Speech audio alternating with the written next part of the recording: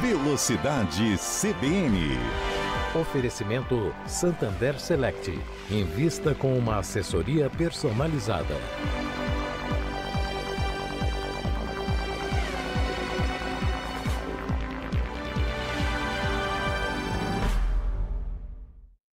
Sejam muito bem-vindos a mais um episódio do Velocidade CBN, o seu podcast sobre automobilismo e Fórmula 1. Está no ar o programa dessa segunda-feira, dia 16 de junho de 2025, para a gente falar bastante sobre o GP do Canadá da Fórmula 1, que terminou com uma vitória surpreendente do George Russell e que teve aí como principal destaque um entrevero entre as duas McLarens. Enfim, aconteceu um choque entre Oscar Piastri e Lando Norris. Eu sou André Neto, sou apresentador do programa de hoje. Ao meu lado eu tenho o Leonardo Félix, meu colega aqui de prédio da revista Auto Esporte, mais uma vez aqui com a gente. Léo, seja muito bem-vindo, tudo bem?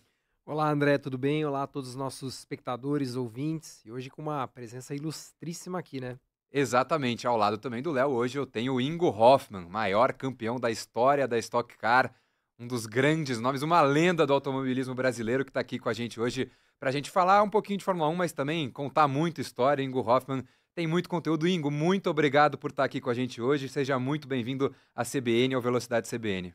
Boa tarde, pessoal. Boa noite. Não sei que ela vai passar, né? Mas obrigado pelo convite. É um prazer estar aqui para a gente falar sobre Fórmula 1, automobilismo, enfim, toda essa coisa que a gente tem a paixão, que são os carros, né? É isso. Léo, queria começar contigo, então, para a gente falar do GP do Canadá. A gente, até agora, nessa temporada de 2025 da Fórmula 1, a gente chegava nos fins de semana com 3 pilotos em mente para pensar quem iria vencer. As duas McLarens, Lando Norris, Oscar Piastri e o Max Verstappen, que estava, querendo ou não, sempre se colocando ali no meio da briga entre os dois. Esse fim de semana no Canadá foi um pouco diferente. A gente viu uma Mercedes andando no mesmo ritmo. Te surpreendeu? Como que você vê essa vitória do Russell, esse pódio do Antonelli, terceiro colocado também? Você acha que a Mercedes vai entrar de vez nessa briga aí, colocar mais 2 carros nessa briga constante por vitórias, ou foi uma coisa mais específica de um circuito diferente como é o de Montreal? Eu acho que foi mais específico dessa corrida, né? A pista do Canadá, ela tem muitas particularidades, né? Em relação ali às frenagens, ao próprio asfalto da pista. É uma pista urbana, vamos dizer assim, né? Então não dá para chamar de pista de rua, mas é quase como se fosse, né? Ela fica dentro de um parque, então ela tem características muito próprias. Não acho que seja o caso de a Mercedes ter entrado na briga do título ou brigar constantemente por vitórias. Mas é bom saber que em eventuais circunstâncias, né, dependendo do circuito, que a gente vai ter outras figuras ali disputando as vitórias, né? Porque se ficar tudo só ali com os 2 pilotos da McLaren e com o Verstappen eventualmente ali incomodando, não é um campeonato tão legal, né? Então eu achei muito boa, né, esse resultado do ponto de vista da Mercedes ter conseguido incomodar. Acho que tá faltando a Ferrari ainda fazer um pouquinho isso, né? A gente espera isso da Ferrari e não tá indo, né, esse ano. Mas, enfim, excelente atuação do Russell. Eu acho que ele é um piloto que tá amadurecendo ali e tá fazendo uma excelente temporada como líder da equipe Mercedes. Depois da saída do Hamilton, ele tem efetuado esse papel com muita competência. Gostei também do resultado do Antonelli. Antonelli, terceiro mais jovem da história da Fórmula 1 a conquistar um pódio. O primeiro é um tal de Max Verstappen, o piloto mais jovem a conquistar um pódio. E o segundo é o Lance Stroll, né? Nossa, Na Williams, aquele do Azerbaijão, né? Bate até uma depressão saber que o Lance Stroll tá no mesmo patamar ali nesse sentido desses caras. Eu acho que o Antonelli tem muito mais futuro do que o Lance Stroll. Enfim, a corrida eu acho que ela foi boa no geral e os 2 pilotos da McLaren repetiram a cena do GP do Canadá de 2011, né? Quase idêntica a cena e um erro total do Lando Norris, mais um. Me surpreendeu, inclusive, ele ter assumido logo na hora o erro, né? É muito raro a gente ter esse tipo de acidente, assim, companheiro de equipe, um tocando no outro, e imediatamente o Norris, assim que ele parou o carro, falou, levantou a mão, pediu desculpa, falou, erro meu, tentei passar onde não tinha espaço. E assim, ele deu sorte que ele não acabou com a corrida do Piastri também. Exatamente, ele podia ter tirado os 2 carros da equipe da pista, mas ali eu acho que ele não... que bom que ele teve esse bom senso, porque se você olha ali a cena, claramente é um erro dele, né? Não tinha espaço nenhum para ele colocar o carro ali por dentro. O Piastri estava fazendo o traçado normal da pista que se faz, né? Você joga para fora ali para fazer aquela perninha para a direita antes da curva 1. E tava defendendo o lado de dentro também. E tava defendendo o lado de dentro. Ele já tinha defendido o lado de dentro quando o Norris tentou enfiar o carro ali onde não existia nenhum espaço. Então a falha é realmente total dele. É uma pena porque acho que a gente já discutiu isso em outros programas, né, André? Eu acho que a graça desse campeonato, do campeonato mesmo, ela vai estar muito do quanto o Lando Norris aguentar se manter junto do Oscar Piastri. Se ele sucumbir à pressão e o Piastri deslanchar, o Piastri vai ganhar o campeonato com relativa facilidade e aí o campeonato vai ser chato, né? Então, não é um bom sinal isso que ele aprontou lá em Montreal nesse domingo. A vantagem do Piastri agora cresceu para 22 pontos. E acho que tem até um outro fator, né? Se o Verstappen continuar brigando, acho que a McLaren, inevitavelmente, se tiver uma vantagem grande do Piastri para o Norris, vai acabar priorizando o australiano em vez do Norris. A gente vai ter uma briga talvez menor entre Verstappen e Piastri. Enfim, estamos supondo aqui já cenários mais para frente. E só para completar, né, a primeira corrida no ano que um dos carros da McLaren não marca ponto. Verdade. Os dois carros, até na primeira corrida, né, que o Piastri quase abandona aquela corrida de chuva na Austrália, que ele vai passear na grama, volta de ré, tudo, ele ainda conseguiu pontuar naquela corrida. Ô Ingo, queria te trazer para a discussão dos companheiros de equipe, do Piastri e do Lando Norris, primeiro com uma pergunta mais geral, se tem algum dos pilotos dessa nova geração da Fórmula 1 que te agrada mais, que você acha que tem mais potencial, e segundo, o Norris ontem quebrou um princípio básico do automobilismo, que é o de você não bate no seu companheiro de equipe. Já te ocorreu isso alguma vez? Bater em companheiro de equipe, não, mas primeira pergunta, o que você considera jovens? O Schumacher não é um jovem, não, né? Não. Eu acho que dessa turma nova aí, o Piastri, para mim, é o cara que tá destacando mesmo, né? Porque é o segundo ano dele na Fórmula 1, eu estava escutando vocês falar aí, com certeza já desequilibrou o emocional do Lando Norris, não tem a menor dúvida disso. Até talvez tentando entender essa manobra que o Norris fez, talvez em razão do desespero dele, porque ele era o primeiro piloto da equipe, a McLaren brigou muito para trazer o Piastri, parece que pagou uma multa alta para a Renault, não foi? Ele era piloto da Alpine. Da Alpine, enfim. O Piastri se desfez do contrato ali também. E ele chegando já, né? Ele é uma geladeira de frio, o Piastri. Então, eu tenho certeza que o emocional do Lando Norris já está bem abalado. Isso que você falou, Léo, que daqui a pouco vai estar todo mundo trabalhando para o Piastri dentro da McLaren. Não tem a menor dúvida disso.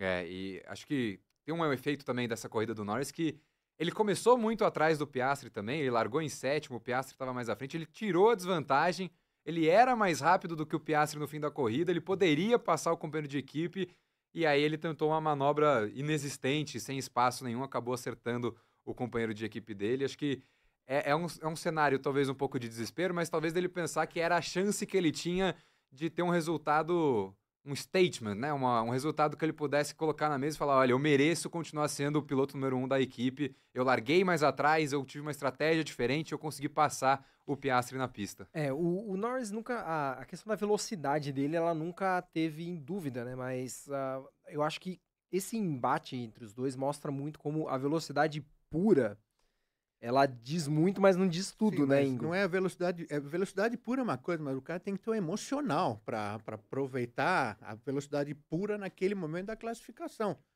Como é que se justifica o Norris largar em oitavo? Foi sétimo que ele saiu. Sétimo, e tá lá dando pressão em cima do Piastri.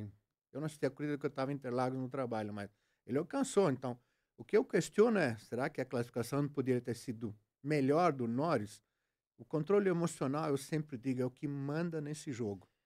Na classificação, Ingo, o engenheiro do Norris estava dando instruções para ele de ponto de frenagem e de traçado. Meu Deus, eu não sabia. Ele falando assim, ó, Lando, não se esqueça dos pontos de frenagem e do... Eu ouvi aquilo e falei assim, gente, mas um piloto que tá recebendo esse tipo de instrução pelo amor de Deus, essa classificação não tá bem não da é cabeça.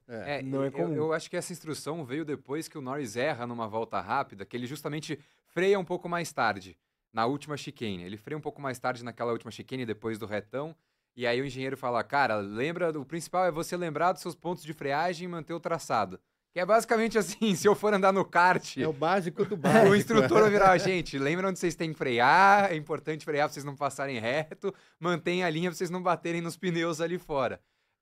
Mas, e aí, de fato, o Norris me parece que sentiu isso na classificação também, porque as 2 últimas voltas dele foram muito mais lentas. Parecia que ele estava, de fato, com medo de errar, de bater, de fazer alguma coisa errada ali. E aí, no fim das contas, também acho que isso pesa muito no emocional, né, Ingo? Você tá pensando muito mais em não errar do que em acertar e fazer aquela volta voadora. É uma somatória de coisas, né? Você falou, você não quer errar, mas você tem que andar rápido. Mas vocês lembram quando o Hamilton chegou na McLaren como companheiro de equipe do Alonso? Como é que foi? O Hamilton desestruturou o Alonso por completo. Garoto novo chegando, arrebentando. É a mesma coisa do Piastri agora. E a impressão que eu tenho é que o Piastri é mais geladeira, mais frio dentro do carro do que o Norris, entendeu? Então, ele vai ter uma missão longa e difícil pela frente, o Lando Norris, para reverter isso. Muito difícil. Vai mesmo. Antes de eu continuar a conversa aqui com o Léo, com o Ingo, queria deixar aquele recado para você que está ouvindo a gente nas plataformas de áudio. Não se esqueça de deixar sua avaliação, de compartilhar esse episódio do Velocidade CBN com aqueles amigos, com familiares, todo mundo que gosta de automobilismo, para ouvir o nosso bate-papo, a conversa com o Ingo Hoffmann. Tenho certeza que todo mundo vai gostar. E para você que está assistindo a gente com imagens no YouTube aqui da Rádio CBN, não se esqueça, é claro, de deixar o seu like, é de graça e ajuda muito a gente aqui. E claro, de deixar aqui nos comentários o que você achou dessa disputa do Norris com o Piastri, da vitória do Russell e, claro, de se inscrever no canal da CBN para você não perder nenhum episódio do Velocidade CBN. Lembrando, sempre aqui às segundas-feiras, depois dos fins de semana da Fórmula 1. Para a gente então continuar no assunto GP do Canadá, eu queria voltar contigo, Léo, para a gente falar um pouquinho do nosso Gabriel Bortoleto. Porque, mais uma vez, o companheiro de equipe dele, o Nico Hülkenberg, pontuou. 8º lugar para o Nico Hülkenberg. E assim, antes de eu passar para você, eu queria fazer um comentário que o Hülkenberg também tá tendo uma sorte danada nesse começo de ano. Ele tá se aproveitando muito bem, mas essa última corrida, ele foi bem na classificação, aí o que acontece? O Hadjar toma punição na frente dele, ele já ganha uma posição na largada. O Tsunoda, que também largaria na frente dele, também tinha punição, são 2 posições a mais, ele larga em 11º. Primeira volta, Colapinto e Albon na frente dele, os dois se jogam para fora da pista, o Hülkenberg pula para 9º e de lá ele não saiu mais, ainda ganhou uma posição depois do abandono do Norris.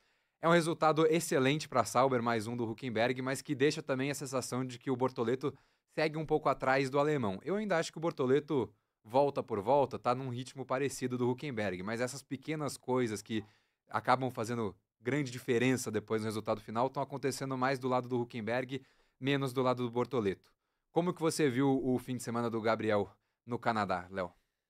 Então, André, eu acho que é uma questão de saber aproveitar também as oportunidades, entendeu? O Hülkenberg, ele é um piloto muito experiente, ele é um piloto muito bom, eu venho falando isso desde o começo, que às vezes eu vejo um pessoal detratando um pouquinho ele, tá passando assim, nunca ganhou nada, nunca foi pro pódio e tal, mas o Hülkenberg é um piloto muito competente, e para andar ali no meio do pelotão, ele tem experiência, ele sabe o caminho das pedras, ele tem aproveitado muito bem isso neste ano. Então, eu não diria que ele tá tendo sorte, eu acho que ele tá sabendo aproveitar as oportunidades. Sim. No GP da Espanha, ele aproveitou muito bem as oportunidades. Acho até que na Austrália, que foi a primeira corrida onde ele marcou ponto, ele até teve mais sorte, porque foi uma corrida meio caótica. Mas na Espanha e agora no Canadá, ele andou muito bem nessas 2 corridas. Ele fez corridas muito boas, né, muito competentes, para o nível de equipamento que a gente sabe que a Sauber tem. Então é um mérito total dele. No caso do Bortoleto, sim, eu acho que ele anda muito próximo do Hülkenberg e isso é uma excelente notícia. Mas eu acho que para um cenário em que ele justamente é iniciante, tá começando agora, tá numa equipe, uma das piores do grid e, portanto, ele não tem a responsabilidade de conquistar grandes resultados. Eu acho que tá faltando um pouco para ele, às vezes, se atirar um pouquinho mais nas oportunidades. Vou dar um exemplo nesse GP do Canadá. Ele passou várias voltas atrás do Behrman, com pneus macios, médios, os gastos. Ele tava com pneu duro no auge do desempenho. Ele não passou o Behrman E ao não passar o Behrman, ele acabou tomando uma ultrapassagem do Tsunoda O e Sainz do mergulha Sainz. primeiro nele e aí ele Exato. acaba saindo mal na reta e o Tsunoda passa. E aí ele perde 2 posições e aquilo tira completamente ele de posição na corrida. Então, ele devia ter ido para cima do Behrman e ele devia ter feito a ultrapassagem em cima do Behrman antes de ser ultrapassado. Então eu acho que são situações, ele tem largado mal, eu acho que ele é muito conservador, por exemplo, nas largadas. Então, são coisas que eu acho que ele precisa aprimorar e tentar ir mais pra cima pra fazer, né, os resultados acontecerem. O Hülkenberg tá tendo sorte? Tá. Mas olha, por exemplo, a largada que ele fez no Sim. GP da Espanha. Ele largou atrás do Bortoleto. E na primeira volta ele já tava na frente. Eu acho as estratégias da Sauber com o Bortoleto horrorosas. No Canadá foi mais uma estratégia bem ruim. Mas eu acho que é importante também que dar esse mérito pro Hülkenberg, porque ele tem feito por merecer. Eu acho que era justamente o comentário que eu ia fazer. Acho que o que me decepcionou do Bortoleto nessa corrida foi justamente esse momento que você citou, que ele estava atrás do Behrman. Ele não fez a ultrapassagem, ali ele perde 2 posições por conta disso. E o Sainz ainda acaba pontuando, ele leva o último ponto, termina em 10º. Acho que também é difícil a gente comparar o ritmo da Williams, que nesse momento é bem melhor que o da Sauber. Mas o Bortoleto, pra mim, é isso que falta, é um pouquinho mais de agressividade nesses momentos. E acho que tem um lado que ele tá certo também, que os novatos costumam ser muito julgados também pela questão financeira. Acho que se você bate muito carro, isso costuma ser um fator muito forte para você perder o seu assento muito rápido na Fórmula 1 também. Então acho que o Gabriel tem pensado bastante nesse aspecto, e a ultrapassagem que ele tomou do Sainz ali, para mim foi um passadão do Sainz, que ele mergulhou lá de trás, veio fritando pneu, a freada inteira ali naquele hairpin que tem no fim do circuito lá em Montreal. Mas eu queria perguntar para você sobre o Bortoleto também. Ele completou 10 corridas agora. Como é que você vê esse período de adaptação? É difícil, né, para um piloto jovem chegar na Fórmula 1 andando numa equipe de fim de pelotão. É muito difícil mesmo. Para gente que conhece automobilismo, entende alguma coisa, um pouco, sabe que como é que chama a equipe lá? A Sauber. A Sauber você falou, uma das piores. Para mim é a pior, entendeu? Você foi bem delicado, né? E ele está lá. Algumas classificações ele tem classificado na frente do Hülkenberg, né? Na velocidade pura. Mas eu acho que falta para ele ritmo de corrida. Aquilo que você falou de ele faltar se atirar é perfeito. Nunca tinha pensado por esse lado, entendeu? Mas o que você também falou, André, é importante, que se o cara começa a bater muito, a equipe põe ele para fora, entendeu? E é difícil de saber o que passa na cabeça dele, né? Com outra questão, a estratégia da Sauber em relação ao Gabriel é muito ruim. Eles estão priorizando 100% em cima do Hülkenberg. Em relação aos updates dos carros, as modificações que vão recebendo, a gente também não sabe o que o carro do Hülkenberg tem a mais de evoluções aerodinâmicas, tecnológicas, enfim, em relação ao carro do Gabriel. Eu li alguma coisa em algum lugar dizendo que o carro do Hülkenberg tem evoluções, mas só no carro dele. Isso faz diferença, né? Agora, um problema maior que eu vejo nisso tudo é que nós brasileiros, de uma forma em geral, para quem não entende, não dá valor ao segundo colocado. O nível de cobrança é muito grande. Então, aquele brasileiro que passou muitos anos, por que não tem um piloto brasileiro na Fórmula 1? Agora tem lá o Gabriel. Todo mundo agora é fã do Gabriel, mas o Gabriel não consegue entregar por causa disso que nós estamos falando. O carro não é bom, ele talvez esteja numa condição psicológica de pressão que ele não consiga fazer. A gente sabe disso, a gente sabe que ele é rápido, foi campeão pelo primeiro ano na Fórmula 3, na Fórmula 2, quer dizer, pouquíssimos fizeram isso. Mas aquele brasileiro que não acompanha, daqui a pouco está metendo a boca nele como metiu no Rubinho, entendeu? Sim. Isso, para mim, é uma coisa que eu vejo a médio prazo, já está começando a acontecer, nem médio prazo. O brasileiro que não acompanha, não conhece a história, não sabe a dificuldade que é, esse Gabriel aí não serve para nada. E a gente sabe que ele tem um potencial, um talento muito grande. Agora, em compensação, tem outros pilotos que chegaram lá no primeiro ano já arrebentando mais do que ele, né? Mas é difícil saber, eu não sei o que passa na cabeça do piloto, não sei que condições que ele está lá, como é que é o contrato, é difícil avaliar do lado de fora.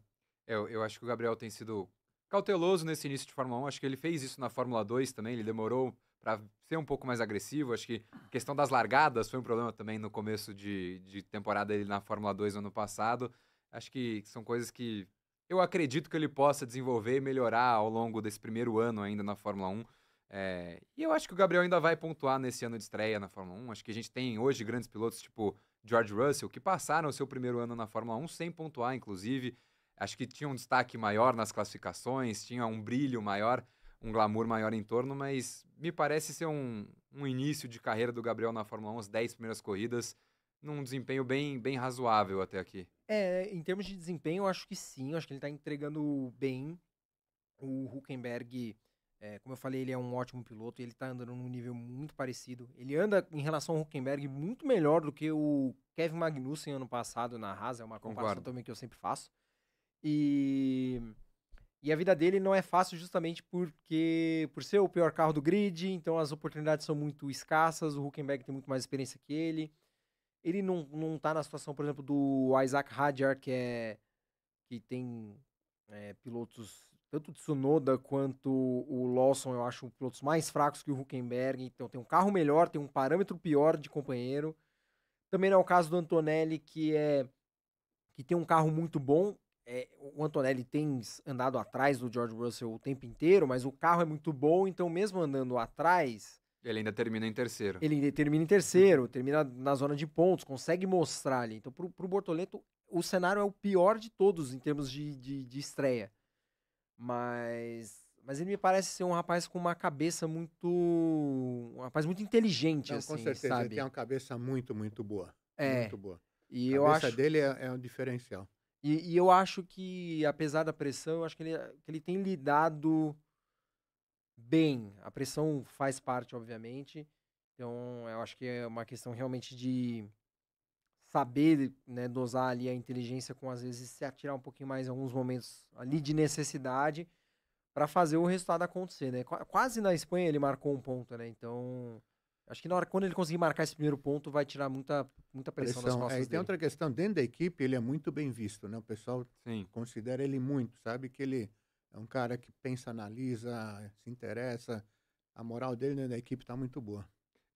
O Bortoleto, até depois da corrida, ele explicou a questão da estratégia. Ele largou de pneu duro, a maior parte do grid estava de pneu médio. A estratégia da Sauber era alongar ao máximo possível esse pneu duro em busca de um safety car para ele aproveitar e fazer o pit stop dele sob o safety car. Acabou que o safety car só veio lá no fim da corrida com a batida do Norris. A estratégia não deu certo. Ele ainda aproveitou para ajudar o Hülkenberg. Ele segurou uma parte do pelotão ali por um tempo para abrir uma margem maior do Hülkenberg para quem vinha atrás. E foi importante nesse sentido para a estratégia da equipe. E só para fechar esse assunto todo, também concordo muito com o que vocês falaram da cabeça dele. Eu acho que ele vem encarando tudo isso que a gente tem falado de resultados, de rendimento dele, de falta de agressividade, tudo como um processo muito natural de adaptação. Acho que a gente fala muito da cabeça do Norris, de um cara que talvez se cobra demais, que não sabe lidar com esses momentos de pressão. Acho que, nesse sentido, o Gabriel, desde já, me parece ser um cara muito mais centrado e que sabe filtrar essas críticas, esses feedbacks que ele recebe e o momento em que ele está, o momento que ele vive na Fórmula 1 nesse ano de estreia, que é um ano de muitos começos, de muitos aprendizados para ele ainda também, e de, claro, tá pegando pista nova atrás de pista nova que ele nunca tinha andado também. Agora sim, já falamos muito de GP do Canadá, queria falar sobre Ingo Hoffmann, nosso convidado aqui hoje. E para fazer essa ponte, Ingo, você teve algumas corridas na Fórmula 1 também. Queria lembrar esse período com você. Foi um projeto bem diferente de uma equipe brasileira. Como que foi tudo aquilo naquela época? Cara, foi, como você bem disse, foi totalmente diferente do que é hoje, né? Sim. Mas tudo na vida mudou lá atrás. A gente não tinha celular, entendeu? Então é outro mundo, outra dinâmica, tudo diferente, né?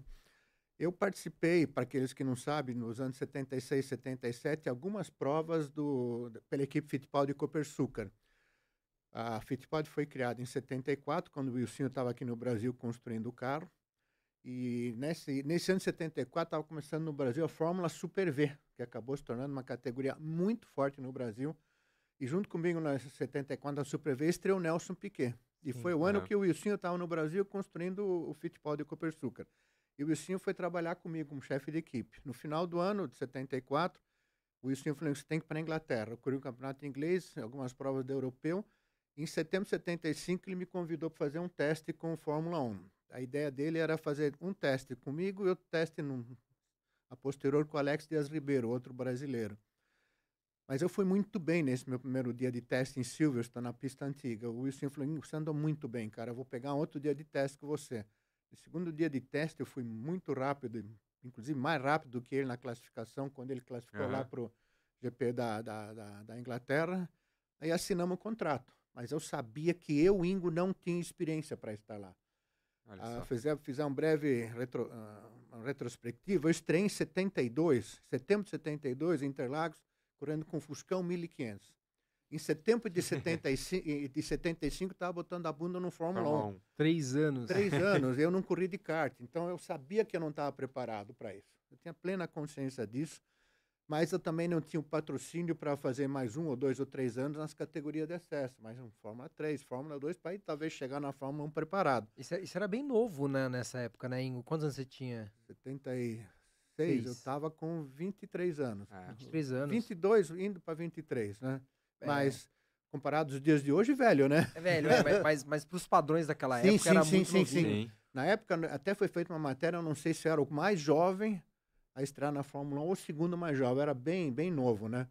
E aí, efetivamente, minha participação nos campeonatos foi muito, muito restrita, né? Porque tem uma outra questão aí que eu sempre comento muito, que a proposta inicial, quando o Wilson me ofereceu o contrato, ele falou, Ingo, você é mais rápido do que eu. Ele falou isso, acho que, inclusive, muito legal um piloto admitir isso. Sim. Falou, só que você não conhece as pistas de Fórmula 1. Aí o Wilson falou, ano que vem, 76, ele falou, eu, Wilson, vou ser o primeiro piloto, vou ser o segundo para conhecer as pistas. Mas no final de 76, ele falou, eu paro, você, Ingo, passa a ser o primeiro e a gente contrata outro brasileiro. Maravilha! Seria um sonho perfeito, porque o Wilson foi um piloto bom, mas nunca foi vencedor de Fórmula 1. O Ingo era um cara novo que estava chegando lá, experiência zero, ninguém podia cobrar nada. Então, a imprensa e o público brasileiro, de uma forma geral, não podiam cobrar muito. Sim. Mas aí o que aconteceu, na minha opinião, foi o grande erro, foi a vinda do Emerson. Ele saiu da McLaren, onde ele tinha sido campeão em 74, 75 ele foi vice-campeão, para em 76 correr na Fittipaldi Copersucar. Aí o nível de cobrança mudou de patamar astronomicamente. Muito mais gente envolvida, de olho no projeto. Muito mais gente, cobrança, imprensa. E o brasileiro também não entende. Ele quer vitória, ponto. Não quer saber do resto.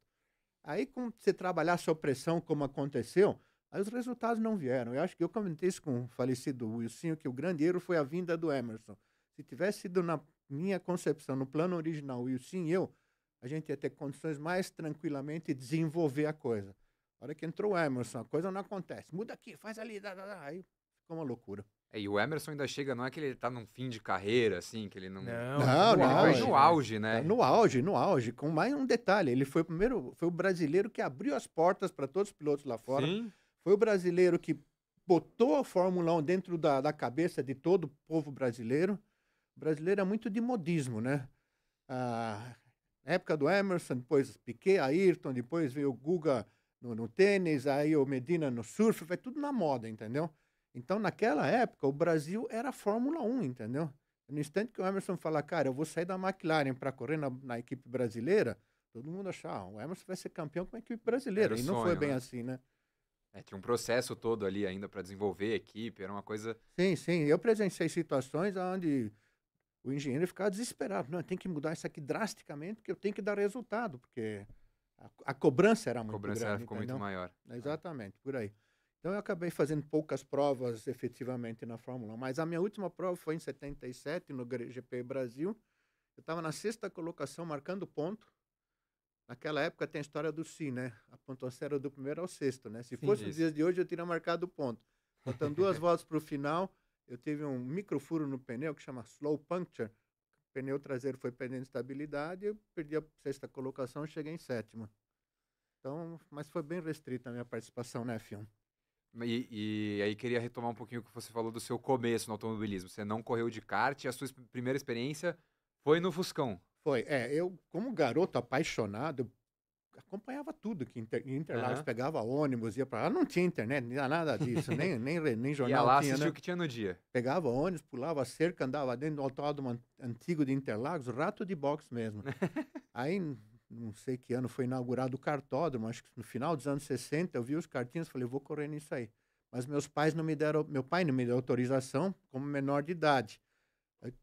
Então, a minha intenção de começar a correr de kart não aconteceu. Eu tive que esperar completar 18 anos, tirar a carteira de habilitação, e só com 19 anos e meio eu estreiei, entendeu? Então, demorou muito.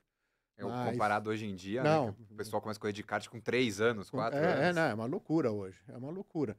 Então, eu não comecei antes por causa que meu pai não me deu autorização.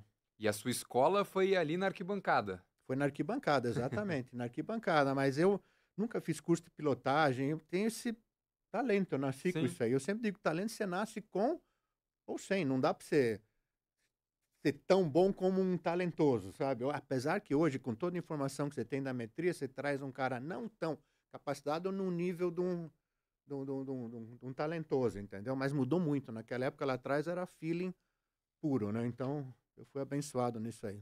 E o Ingo, aí depois, né, eu acho que onde você realmente se encontrou, fez a sua carreira, né? Tanto que foi na Stock Car. Tanto que às vezes eu me pergunto, nossa, quantos títulos o Ingo tem na Stock Car? Eu respondo assim, todos. Todos. São 12, né, Ingo? 12 títulos. É interessante que muita gente, mesmo agora esse final de semana teve o Festival Interlagos lá, eu tenho compromisso lá com a BMW. Muitas pessoas, assim, quantos títulos você ganhou? 8, 9, 10? Eu fico até com vergonha de vez em quando de falar 12, entendeu? É um número que, hoje em dia, modesta parte, ninguém chega mais, porque a categoria mudou muito de nível. Ela está extremamente competitiva. Cada ano é um piloto que ganha, entendeu? Eu acho que esse recorde eu vou morrer e vai ficar lá. Porque houveram alguns desses títulos, eu sempre digo isso sem menosprezar ninguém, pelo amor de Deus. A categoria não estava num nível muito, muito, muito inferior do que é hoje, entendeu?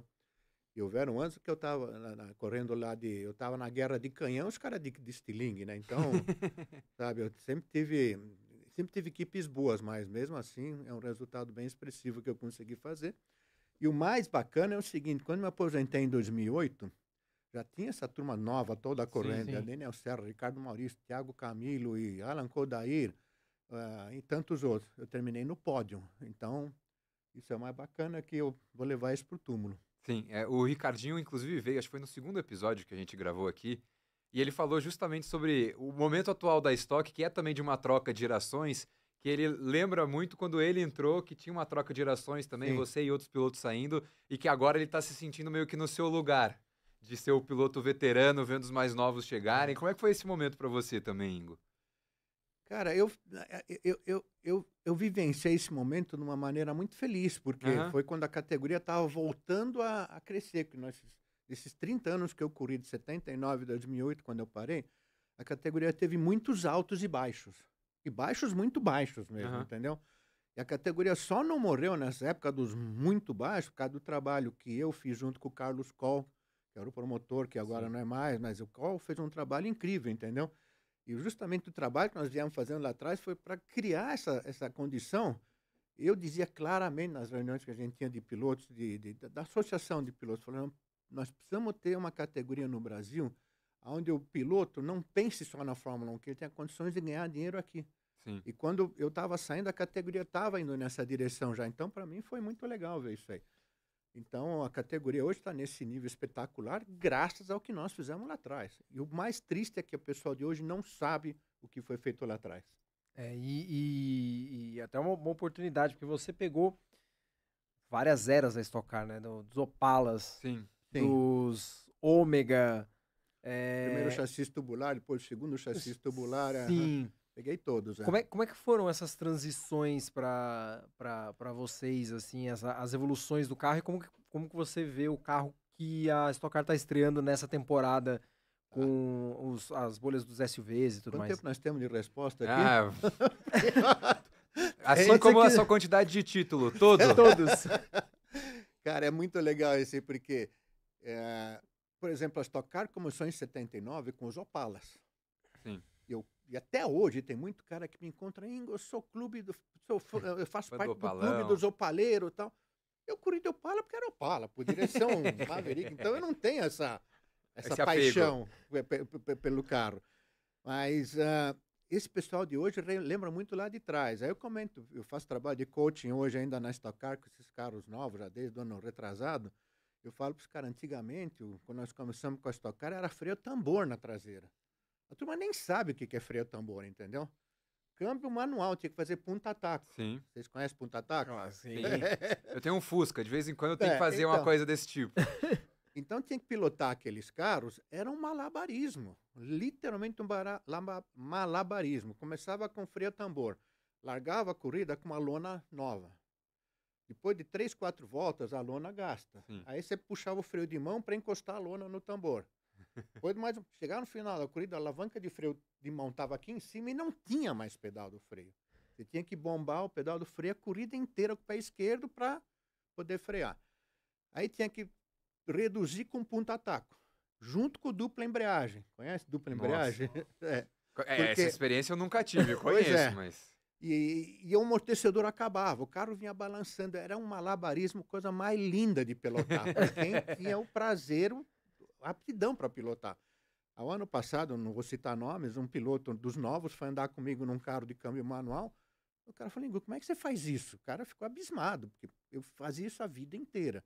Enfim, a categoria foi evoluindo, aí começou a ter freio a tambor, a disco na traseira do Opala, aí introduzimos melhorias nos motores, foi vindo num crescendo ano a ano, né? Não foi assim uma mudança drástica, radical. O carro foi ganhando umas carenagens. Carenagem, né? essa história da carenagem, aquele carro era muito feio, a gente chamava de batomushi. Batomushi. Batomushi, porque foi justamente um dos momentos que a categoria Stock Car perdeu o apoio da General Motors. A General Motors falou, não vou parar, nós não vamos mais patrocinar. Aí tinha lá, sei lá, uma porrada de equipes prontas, falei, o que nós vamos fazer? Aí foi quando começou a associação de pilotos, me parece. Aí falaram, vamos continuar, a gente segura essa peteca, vamos fazer o campeonato acontecer, mas vamos descaracterizar o Opala, já que a General Motors não bota a grana, para que fazer divulgação do Opala? Do Opala? Aí botou aquelas carenagens horríveis, mas por baixo era um Opala, entendeu?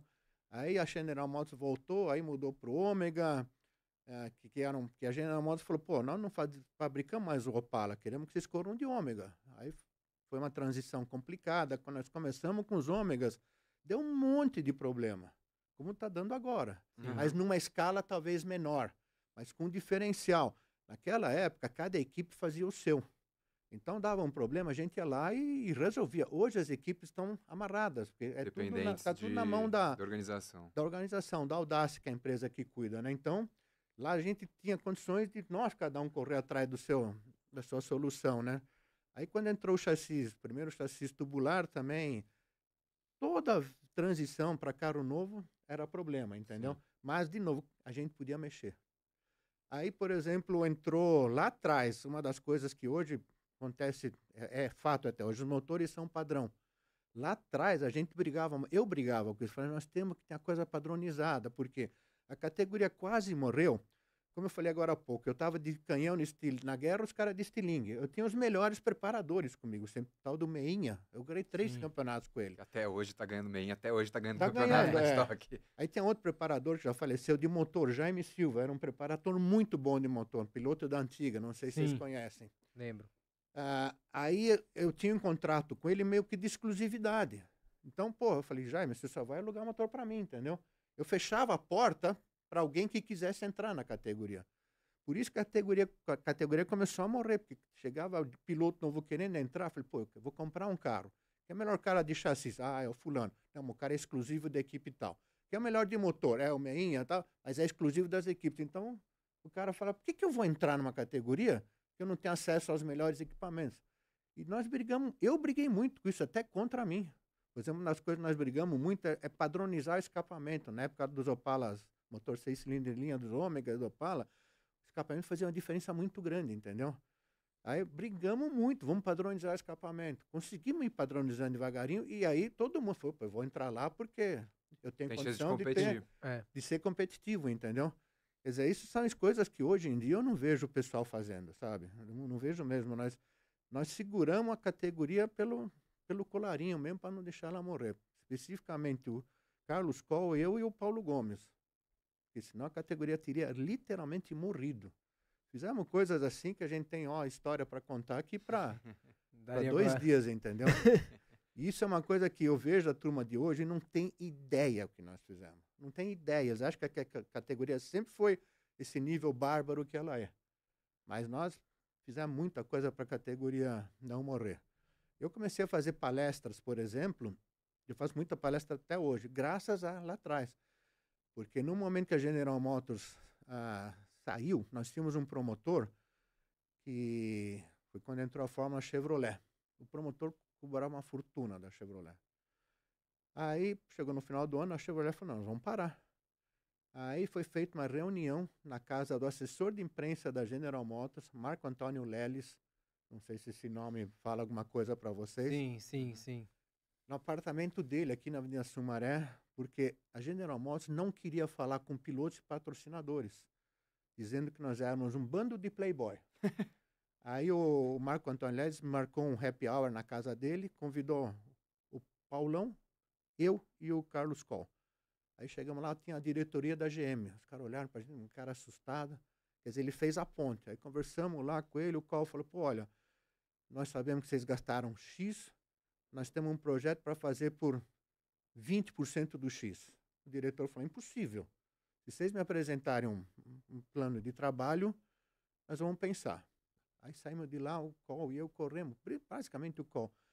E montamos um projeto para fazer o campeonato por 20% do X. Apresentamos para a General Motors, os caras olharam, falaram, olha, nós vamos fazer para não dizer que nós largamos a categoria na mão, mas estamos avisando, vai ser esse ano que vem não tem mais. Nossa. Aí começamos a fazer. Aí uma das maneiras de arrumar dinheiro, o qual falou, você precisa fazer palestra nas faculdades de engenharia. Falar da Stock Car. Eu fui fazer curso de palestra, de orador. E aí você já tentava trazer os engenheiros Não. A ideia era a seguinte, essas palestras eram patrocinadas pela Pirelli. Uhum.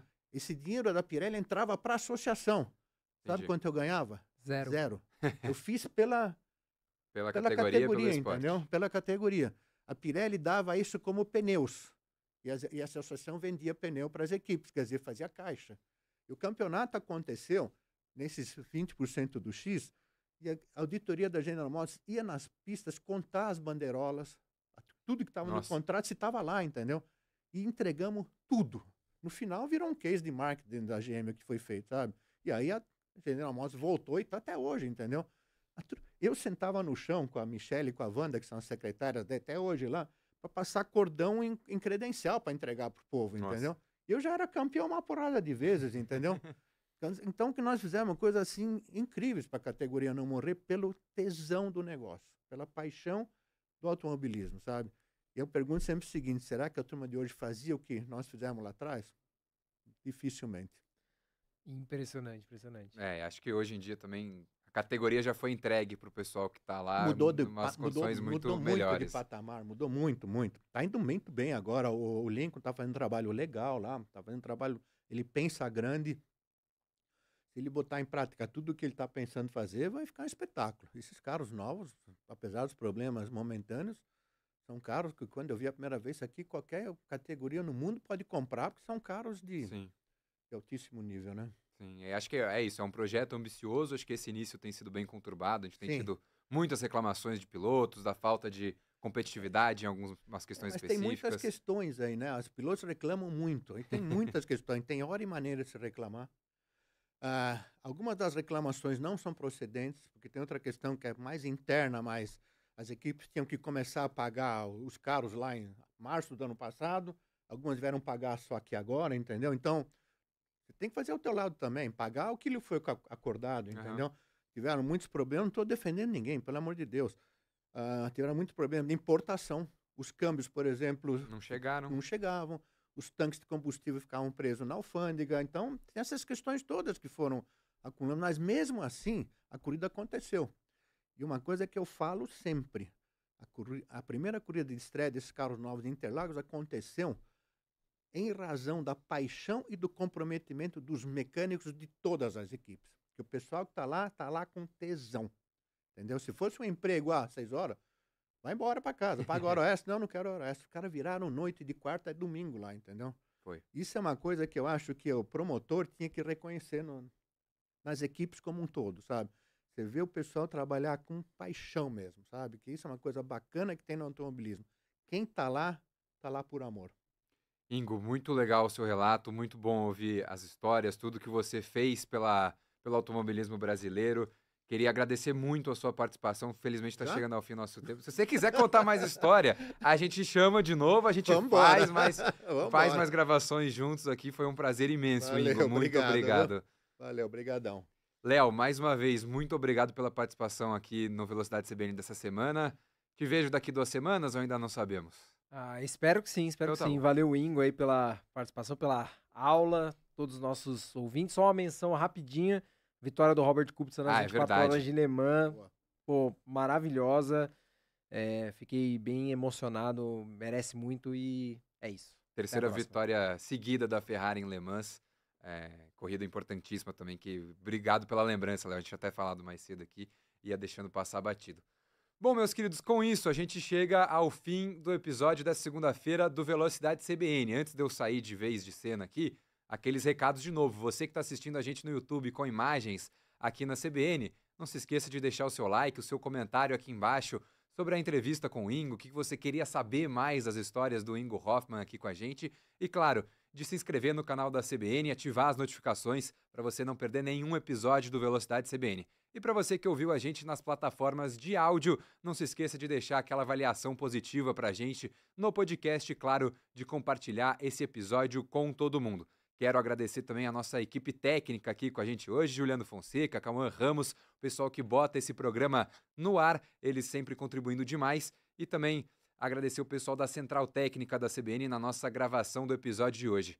Eu sou André Neto, vou ficando por aqui, o Velocidade CBN volta daqui a 2 semanas. Fórmula 1 faz uma pausa nesse próximo fim de semana e volta daqui a 2 semanas para o GP da Áustria, no circuito do Red Bull Ring. E a gente volta daqui 14 dias para comentar mais uma etapa da principal categoria do automobilismo e, claro, com mais um convidado especial. Um abraço e até a próxima. Velocidade CBN. Oferecimento Santander Select. Invista com uma assessoria personalizada.